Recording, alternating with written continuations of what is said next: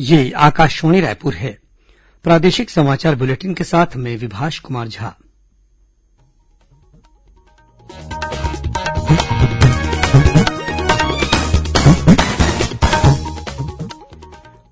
और अभी पेश है आज के मुख्य समाचार। केंद्रीय मंत्रिमंडल ने सरकारी कर्मचारियों और पेंशन भोगियों का महंगाई भत्ता बहाल करने का निर्णय लिया। 17% से बढ़ाकर 28% किया जाएगा डीए। केंद्र सरकार ने राज्यों और जिला प्रशासन को भीड़भाड़ वाले स्थानों पर कोविड मानकों का पालन सुनिश्चित करने के निर्देश दिए। परिवहन मंत्री के साथ कल देर शाम हुई बातचीत के बाद प्रदेश के बस संचालकों ने अपनी अनिश्चितकालीन हड़ताल वापस ली। और दुर्ग जिले के नंदिनी में खाली पड़े खदान क्षेत्र में बनाया जाएगा देश का सबसे बड़ा मानव निर्मित जंगल। 18 वर्ष से अधिक आयु वर्ग के लिए सरकारी केंद्रों पर निःशुल्क राष्ट्रव्यापी कोविड टीकाकरण अभियान जारी है। युवा श्रोताओं से हमारा आग्रह है कि स्वयं कोविड रोधी टीका लगवाएं और अन्य लोगों को भी इसके लिए प्रोत्साहित करें। कोविड स्वास्थ्य के लिए खतरा बना हुआ है। ऐसे में एहतियाती उपायों के पालन में कोताही न बरतें। जब तक आवश्यक न हो घर से बाहर न निकलें और 3 सरल उपायों का पालन करें। मास्क लगाएं, 2 गज की सुरक्षित दूरी बनाए रखें, बार बार हाथ धोएं और चेहरा साफ रखें। कोविड से संबंधित जानकारी और मार्गदर्शन के लिए राष्ट्रीय हेल्पलाइन काम कर रही है। छत्तीसगढ़ के लिए हेल्पलाइन नंबर है 104 और 077122350991। साथ ही राष्ट्रीय हेल्पलाइन नंबर है 1075। अब समाचार विस्तार से। केंद्रीय मंत्रिमंडल ने आज सरकारी कर्मचारियों और पेंशन भोगियों का महंगाई भत्ता बहाल करने के साथ ही कपड़ा निर्यात को बढ़ावा देने तथा पशुपालन और जहाजरानी क्षेत्र में निवेश को प्रोत्साहित करने जैसे कई अहम फैसले किए। प्रधानमंत्री नरेंद्र मोदी की अध्यक्षता में आज हुई मंत्रिमंडल की बैठक में ये निर्णय लिए गए। इसके तहत केंद्रीय कर्मचारियों तथा पेंशन भोगियों का महंगाई भत्ता 17% से बढ़ाकर 28% कर दिया गया है। यह बढ़ोतरी इस महीने की पहली तारीख से प्रभावी मानी जाएगी। देश के कई हिस्सों में सार्वजनिक परिवहन और पर्वतीय पर्यटन स्थानों पर कोरोना से बचाव के निर्देशों के पालन में ढिलाई को देखते हुए केंद्र सरकार ने राज्यों और जिला प्रशासन को भीड़भाड़ वाले स्थानों पर कोविड मानकों का पालन सुनिश्चित करने के निर्देश दिए हैं। राज्यों के मुख्य सचिवों को लिखे गए पत्र में केंद्रीय गृह सचिव अजय भल्ला ने कहा है कि कोविड मानकों का सख्ती से पालन कराने में किसी तरह की कोताही के लिए संबंधित अधिकारी ही जिम्मेदार होंगे। उन्होंने कहा कि अनेक स्थानों पर यह देखा गया है कि बाजारों में भीड़भाड़ उमड़ रही है, वहीं सुरक्षित दूरी बनाए रखने के नियमों का उल्लंघन भी हो रहा है। केंद्रीय गृह सचिव ने कहा कि बाजारों, मंडियों, बस स्टेशनों, रेलवे स्टेशनों, सार्वजनिक उद्यानों के साथ ही मैरिज हॉल, रेस्टोरेंट और खेल परिसरों सहित सभी भीड़भाड़ वाले स्थानों पर कोरोना से बचाव के निर्देशों का पालन सुनिश्चित कराया जाए। इस बीच प्रदेश में कोरोना संक्रमण की स्थिति में लगातार सुधार हो रहा है।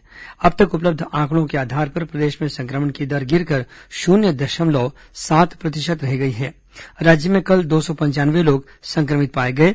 वहीं राज्य में इस समय कोरोना के सक्रिय मरीजों की संख्या 4150 है। इस बीच बस्तर कलेक्टर रजत बंसल ने जिले के भानपुरी, मारेंगा, धनकुंजी नाके पर सभी आने जाने वालों की कोरोना जांच करने के निर्देश दिए हैं।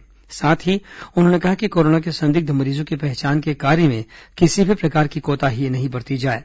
उधर मुंगेली जिले के लोरमी विधानसभा क्षेत्र में भाजपा कार्यकर्ताओं के वेबिनार को संबोधित करते हुए पूर्व विधायक और पूर्व संसदीय सचिव तोखन साहू ने कहा कि प्रधानमंत्री नरेंद्र मोदी के नेतृत्व में कोरोना की पहली और दूसरी लहर से देश उबर चुका है। अब तीसरी लहर को रोकने के लिए हम सभी को कोरोना से बचाव के दिशा निर्देशों का पालन करना होगा। उधर दुर्ग जिले के चरोदा में यूनिसेफ छत्तीसगढ़ की टीकाकरण सलाहकार डॉक्टर पल्लवी सोनी और सलाहकार डॉक्टर मृदुला पांडेय ने भिलाई 3 और चरोदा की विभिन्न स्वास्थ्य सुविधाओं का निरीक्षण किया और सभी केंद्रों पर नियमित रूप से टीकाकरण करने का सुझाव दिया।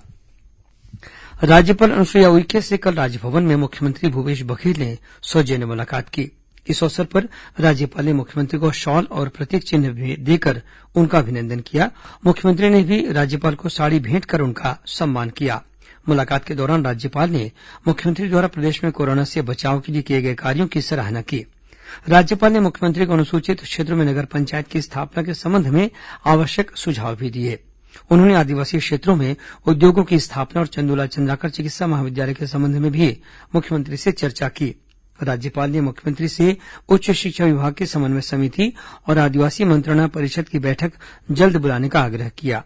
राज्यपाल ने मुख्यमंत्री से यह भी कहा कि फर्जी जाति प्रमाण पत्र के आधार पर विभिन्न शासकीय विभागों और विश्वविद्यालय स्तर पर नौकरी कर रहे अधिकारियों तथा कर्मचारियों के प्रकरणों पर न्यायालय में जल्द सुनवाई कराने के साथ ही दोषियों के खिलाफ कड़ी कानूनी कार्रवाई की जाए। छत्तीसगढ़ राज्य निर्वाचन आयोग द्वारा आज उप जिला निर्वाचन अधिकारियों, रजिस्ट्रीकरण अधिकारी और मास्टर ट्रेनरों के लिए प्रशिक्षण कार्यक्रम का आयोजन किया गया।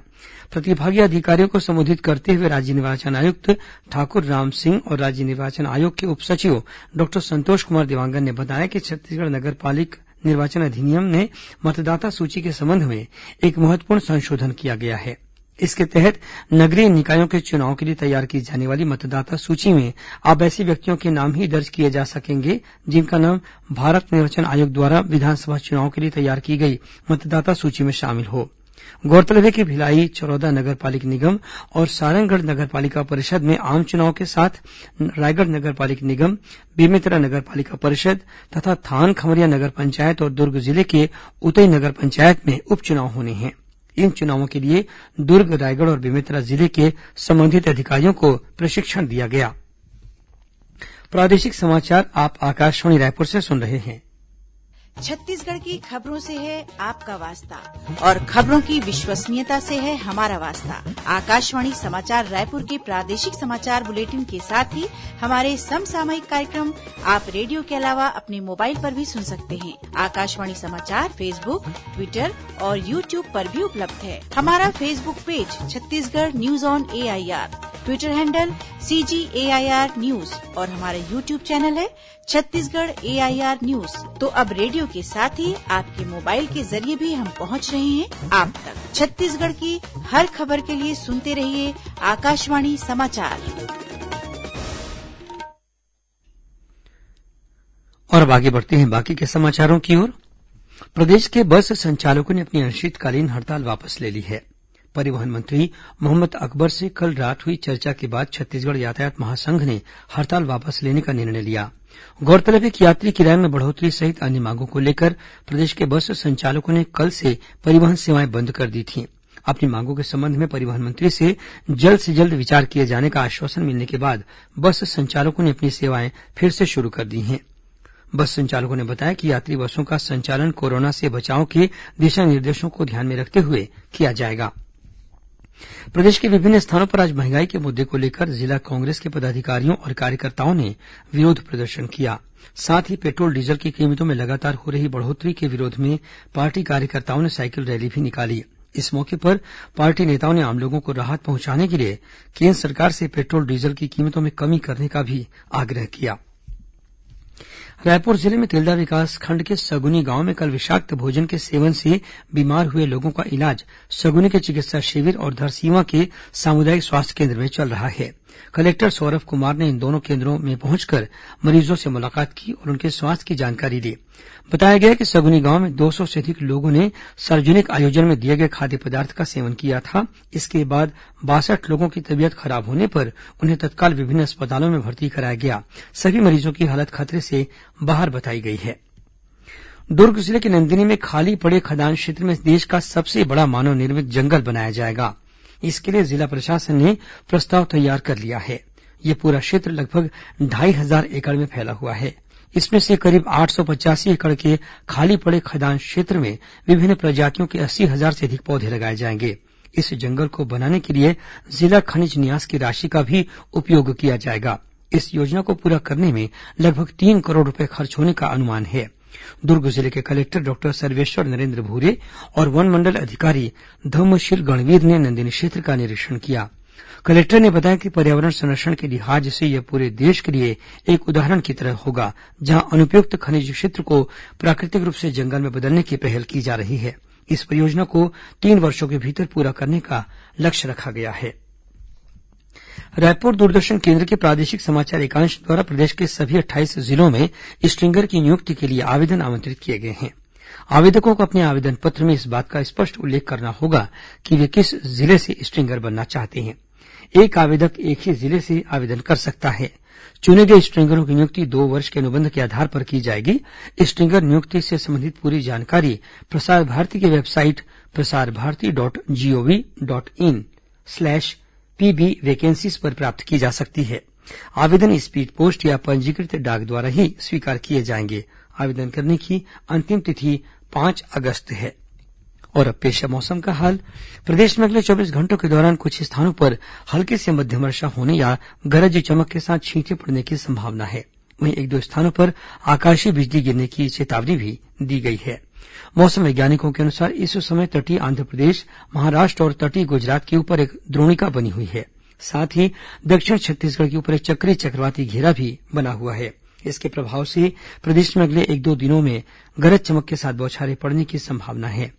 मौसम विभाग के अनुसार अगले 1 से 2 दिनों तक प्रदेश के विभिन्न स्थानों पर अधिकतम तापमान में मामूली वृद्धि होने की भी संभावना है। कुछ खबरें संक्षेप में सुन लीजिए। मुख्यमंत्री भूपेश बघेल ने पूर्व केंद्रीय मंत्री रमेश बैस को आज झारखंड के नए राज्यपाल के रूप में शपथ लेने पर बधाई और शुभकामनाएं दी हैं।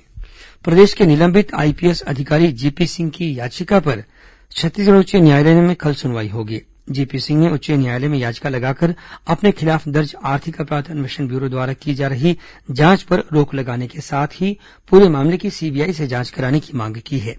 प्रदेश में चालू खरीफ मौसम के दौरान खाद की कमी के मुद्दे को लेकर भाजपा किसान मोर्चा के पदाधिकारियों ने आज सभी जिलों में राज्यपाल के नाम ज्ञापन सौंपा। मोर्चा द्वारा 16 जुलाई को इस मुद्दे पर पूरे प्रदेश में धरना प्रदर्शन करने की घोषणा की गई है।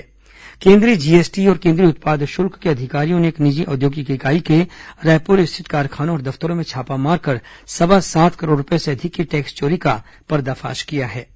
माओवादी संगठन के प्रमुख सदस्य राबुला रंजीत उर्फ श्रीकांत ने आत्मसमर्पण कर दिया है। बस्तर रेंज के पुलिस महानिरीक्षक सुंदर राज पी ने बताया कि श्रीकांत पूर्व माओवादी कमांडर रमन्ना का पुत्र है।